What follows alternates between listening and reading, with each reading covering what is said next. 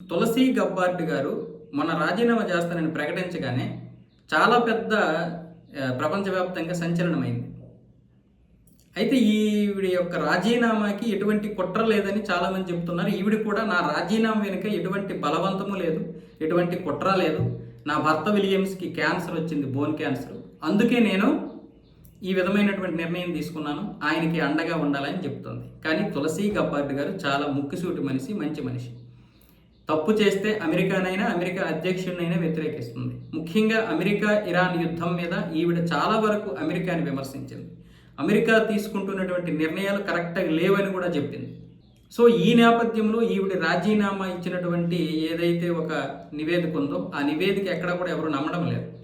ఖచ్చితంగా ఈవిడ రాజీనామా వెనుకైతే పెద్ద కుట్రే ఉంది.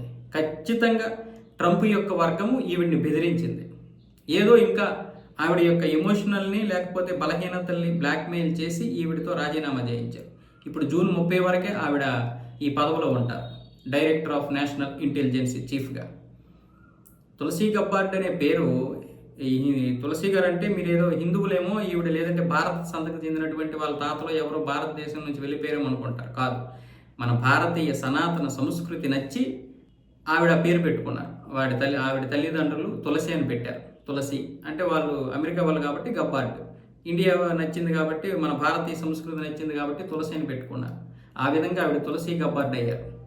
అంత గొప్పగా గౌరవిస్తారు భారతదేశాన్ని. భారతదేశం మీద ఈ మధ్య అమెరికా ట్రంప్ విధించినటువంటి సుంకాలను కూడా వ్యతిరేకించారు. ఈ విధంగా డైరెక్ట్గా వ్యతిరేకిస్తే ఎవరు మాత్రం ఉంచుతారు?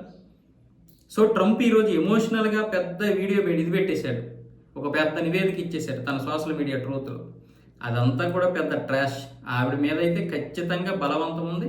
బలవంతంగానే ఆవిడని రాజీనామా చేయించారు. కుట్ర కూడా ఉంది. ఇప్పుడు వాళ్ళకి నచ్చినటువంటి వారిని తీసుకొచ్చి పెట్టుకుంటారు.